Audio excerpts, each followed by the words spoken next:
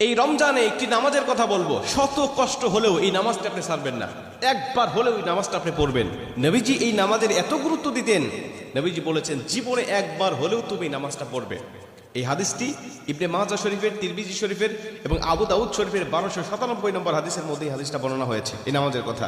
নবীজি তার চাচা আব্বাস রাদিয়াল্লাহু তাআলা আনহুকে ডাক দিয়ে বলছেন, চাচা আমি আপনাকে এমন একটি নামাজের কথা বলছি, এই নামাজটা আপনি প্রতিদিন একবার হলেও আপনি আদায় করবেন। চাচা যদি প্রতিদিন সম্ভব না হয় অন্তত সপ্তাহে একবার হলেও আপনি নামাজটা পড়বেন। যদি সপ্তাহে সম্ভব না হয় তাহলে আপনি মাসে অন্তত একবার এই নামাজটা আদায় করবেন। চাচা যদি মাসেও আপনার পক্ষে কষ্টকর হয়ে যায় বছরে একবার পড়বেন, যদি বছরেও না পারেন জীবদ্দশায় অন্তত একবার হলেও নামাজটা পড়বেন। কারণ এই নামাজটা এত পাওয়ারফুল নামাজ, এই নামাজটা আদায় করার কারণে আপনার প্রকাশ্যে অপ্রকাশ্যে যত গুনাহ করেছেন, আপনার ইচ্ছায় অনিচ্ছায় যত গুনাহ করেছেন, আপনার অতীত জীবনে যত গুনাহ করেছেন সব গুনাহ আল্লাহ আপনাকে ক্ষমা করে দিবে। চাচা এই নামাজটার নিয়মটা একটু ব্যতিক্রম। এই নামাজটাকে বলা হয় সালাতুত তাসবিহ। এই নামাজের মধ্যে অতিরিক্ত কিছু তাসবিহ পাঠ করতে হয়। সুবহানাল্লাহ, আলহামদুলিল্লাহ, লা ইলাহা ইল্লাল্লাহ, আল্লাহু আকবার, এই চারটা তাসবিহ একত্রিত করে সুবহানাল্লাহি ওয়াল হামদুলিল্লাহি ওয়া লা ইলাহা ইল্লাল্লাহু আল্লাহু আকবার, এই তাসবিহগুলো, এই বাক্যগুলো এখানে পাঠ করতে হয়। 4 রাকাত বিশিষ্ট এই নামাজ সালাতুত তাসবিহ 4 রাকাত পড়তে হয় এক নিয়তে। 4 রাকাত নামাজে প্রতি রাকাতে 75 বার করে করে মোট 300 বার এই তাসবিহটা পাঠ করতে হয়।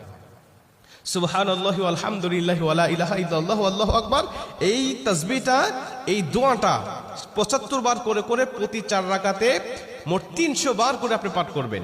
কি নিয়মে পাঠ করবেন আমি আপনাকে নিয়মটা শেখাচ্ছি। আবু দাউদ শরীফের 1297 নম্বর হাদিসের মধ্যে যে নিয়মটা এসেছে আমি এই নিয়মটা আপনাকে শেখাচ্ছি। আমাদের সমাজে আর বেশ কিছু মানুষ বেশ কিছু নিয়ম বলে, কিন্তু আমি আপনাকে হাদিস থেকে সরাসরি নিয়মটা জানাচ্ছি। এটা আপনি রেকর্ড করে নেন, খাতা কলম থাকলে লিখে নেন, প্রয়োজনে এটা যেহেতু সোশ্যাল মিডিয়াতে যাবে, ফেসবুক ইউটিউবে যাবে, এটা আপনি সেভ করে নিজ আইডিতে শেয়ার করে রেখে দিবেন, যাতে আপনিও শিখতে পারেন, অন্য মানুষকে শিখাতে পারেন। আপনার শেখানোর কারণে কেউ যদি নামাজটা আদায় করতে পারে, ও যে সওয়াবটা অর্জন করবে, সওয়াবের একটা অংশ আল্লাহ আপনার আমলনামায়ও দান করবে। এজন্য এগুলো মানুষের কাছে ছড়িয়ে দিবেন যত সম্ভব হয়।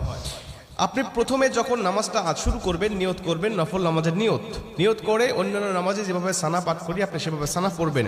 অন্যান্য নামাজে যেভাবে সূরা ফাতিহা পড়ি ওভাবে সূরা ফাতিহা পড়বেন। অন্যান্য নামাজে সূরা ফাতিহার পরে যেভাবে সূরা মিলান ওইভাবে সূরা মিলাবেন।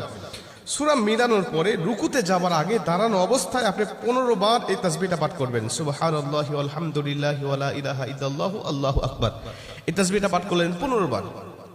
15 বার পাঠ করার পর আপনি রুকুতে চলে গেলেন। রুকুতে গিয়ে রুকুর যে তাসবিহটা আছে এই তাসবিহটা পাঠ করার পরে সুবহান রাব্বিল আযীম বলার পরে আপনি এই তাসবিহটা আবার পাঠ করবেন 10 বার।